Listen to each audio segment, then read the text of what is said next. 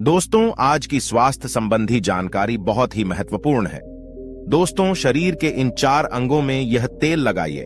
आपका शरीर स्वतः अपने सारे बीमारियों को नष्ट कर देगा, यानी कि वो खुद ठीक कर लेगा। तो वो 4 अंग कौन कौन से हैं और हमें कौन से तेल लगाने हैं, आज हम इसी विषय में चर्चा करने वाले हैं। इसलिए दोस्तों, वीडियो पूरा देखिएगा और इससे पहले आप वीडियो में खो जाए। हमें सपोर्ट करने के लिए वीडियो को लाइक और चैनल को सब्सक्राइब जरूर कर लें।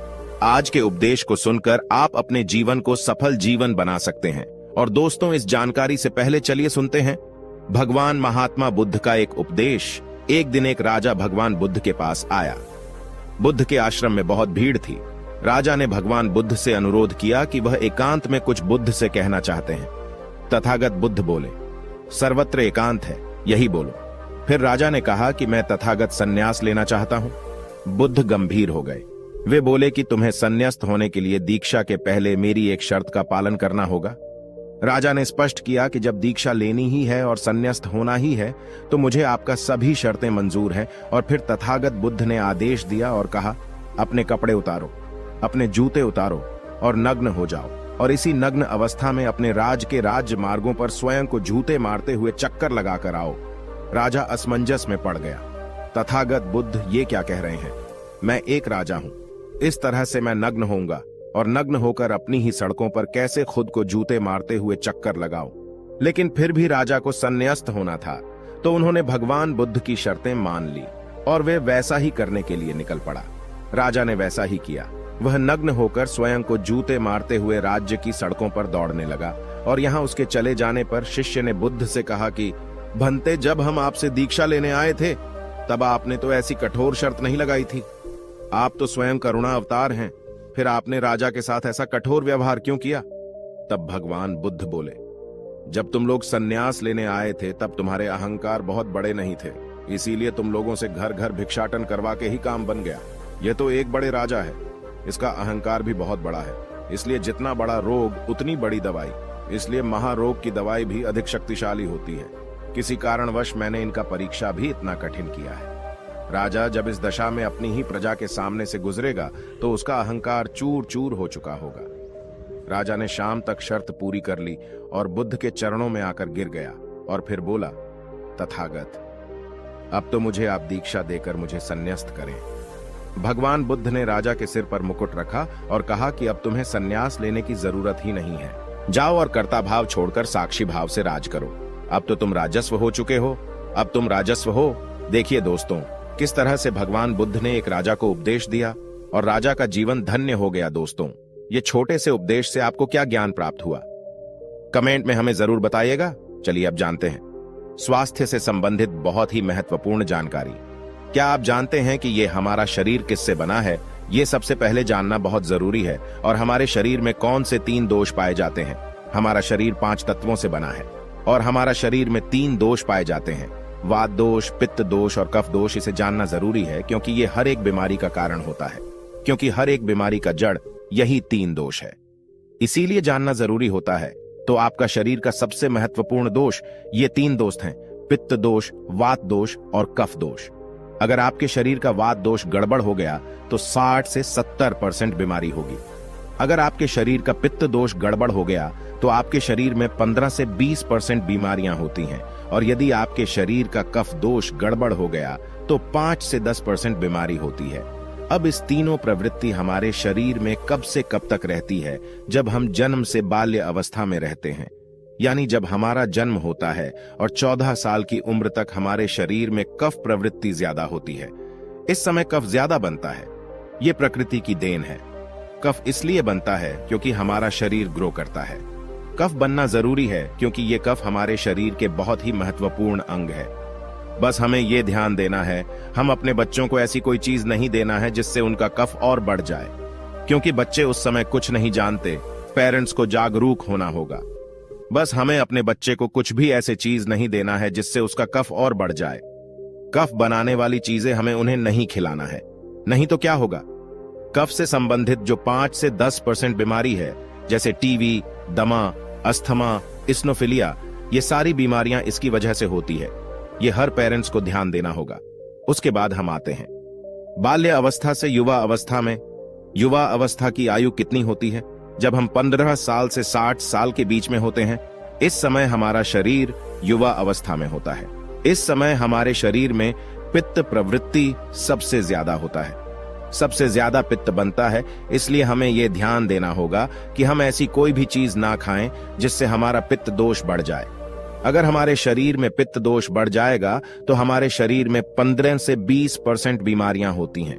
इसके बाद हमारा आता है वृद्धा अवस्था।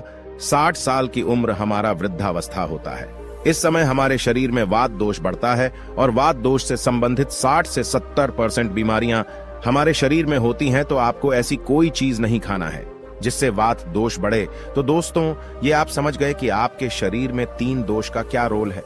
इसलिए इन 3 दोषों से संबंधित जो भी जानकारी जहां से भी उपलब्ध हो, एकत्र करें और उसे अपने जीवन में लागू करें, कारण को दूर करें और हमेशा इस बात का ध्यान रखें कि इन 3 दोषों में क्या खाना चाहिए और क्या नहीं खाना चाहिए। इस दोषों को बढ़ाने वाली चीजें कभी ना खाएं। अब आप इन तीनों दोषों के बारे में जान गए हैं, तो अब जान लें कि आपका शरीर 5 तत्वों से कैसे बना है। आपका शरीर 5 तत्वों से बना है और इन 5 तत्वों में प्रोटीन्स, विटामिन, सारे तत्व आते हैं।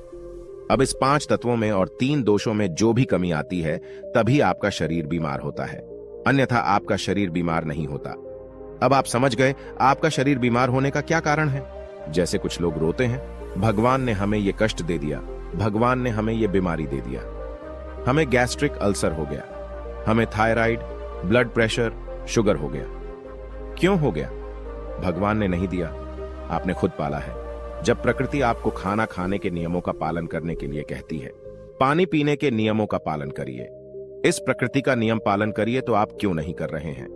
जबकि हमारा शरीर उसी तत्वों से बना है, प्राकृतिक तत्वों से ही तो बना है। हमारा शरीर भी पानी से ही तो बना है, खाने से ही तो बना है, पोषक तत्वों से ही तो बना है।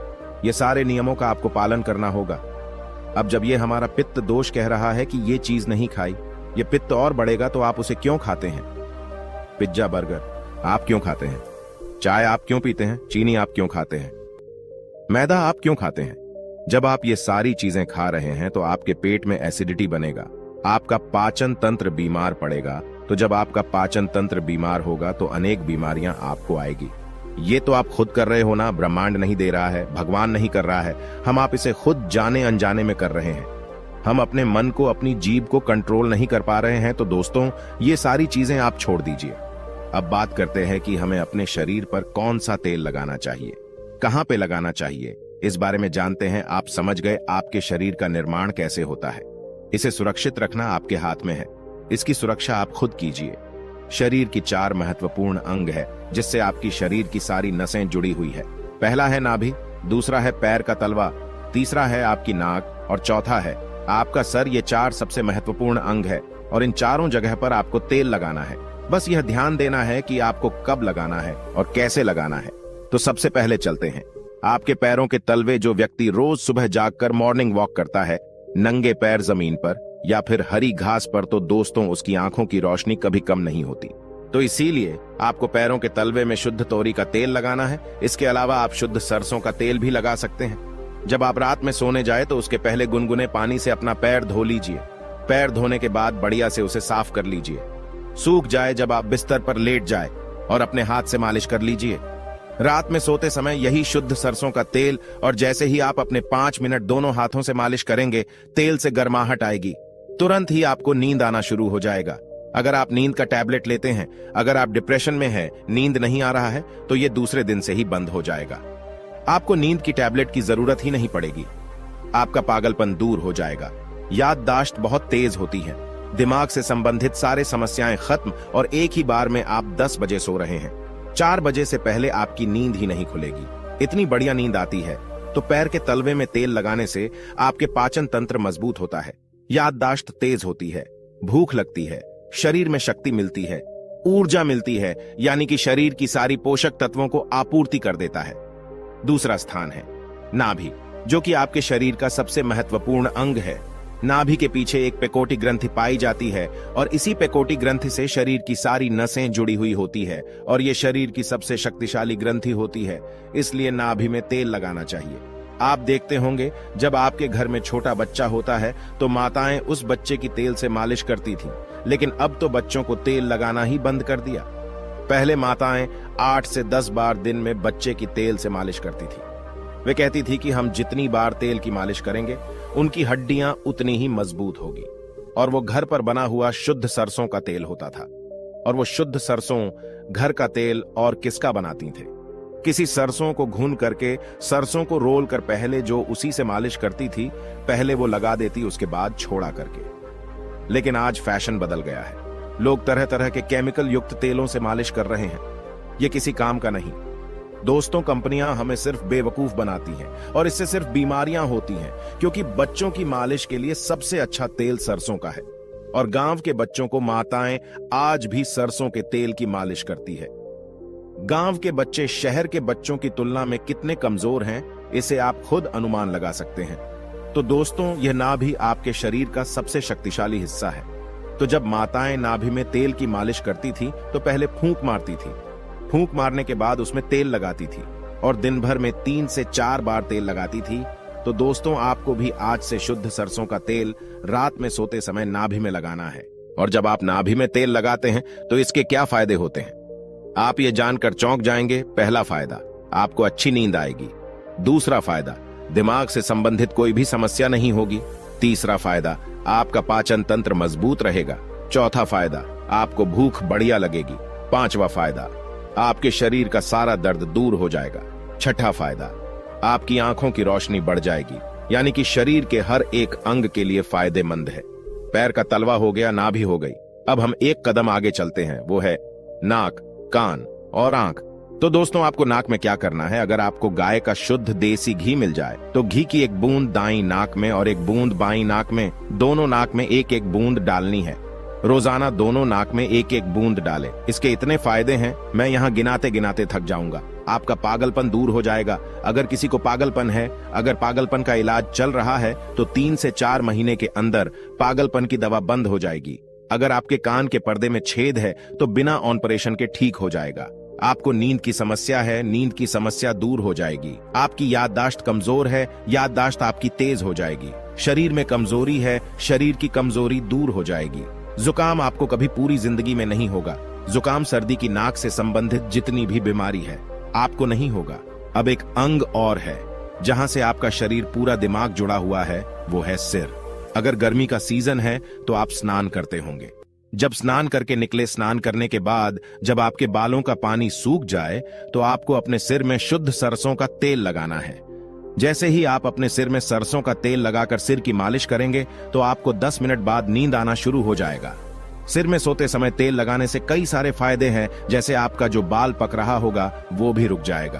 आपको नींद बढ़िया आएगी, दिमाग की याददाश्त पावरफुल होगी, शरीर की शक्ति बढ़ेगी, शरीर की कमजोरी दूर हो जाएगी। यानी कि शरीर की सारी शक्तियां आपको मिलेंगी सिर में तेल लगाने से। तो दोस्तों, आप शुद्ध सरसों तेल को अपने शरीर के इन 4 अंगों पर लगाएं और देसी घी को अपने नाक में डालिए। ये प्रक्रिया आप अपना लीजिए, आपका शरीर स्वस्थ और तंदुरुस्त हो जाएगा। जैसे हमने कहा कि ये हमारा शरीर है, हमारा शरीर हमारे ऊपर डिपेंड है। हम इसे किस तरह से रखते हैं? मान लीजिए एक कपड़ा है, आप उसे कितनी सेफ्टी से रखते हैं। खासतौर पर सफेद कपड़ा हो गया, आप उसे पहनते हैं, पहन के बाहर जाते हैं तो आप उसे बहुत बचा बचा कर रखते हैं कि कहीं गंदे स्थान पर टच ना हो जाए। सफेद कपड़ा है, इसमें दाग लग जाएगा। कितना बचा बचा के चलते हैं और फिर आते ही खूंटी में निकालकर आराम से टांग देते हैं, जिससे उसमें दाग नहीं लगता है। और फिर अगले दिन पहनते हैं और उसको ध्यान से प्रेस आयरन वगैरह करते हैं। तो दोस्तों, ठीक उसी प्रकार इस शरीर की देखभाल आप खुद कीजिए। जितनी आप इस शरीर की देखभाल करेंगे उतना ही आपका शरीर स्वस्थ व निरोग बना रहेगा। तो जैसे हमने कहा, इसका पालन करिए। आप प्रकृति के नियम का पालन करिए। तो दोस्तों, आज से अभी से आप इन 4 जगहों पर तेल लगाना शुरू कर दीजिए। तो दोस्तों, उम्मीद करता हूं आपको इस कहानी से बहुत कुछ सीखने को मिला होगा।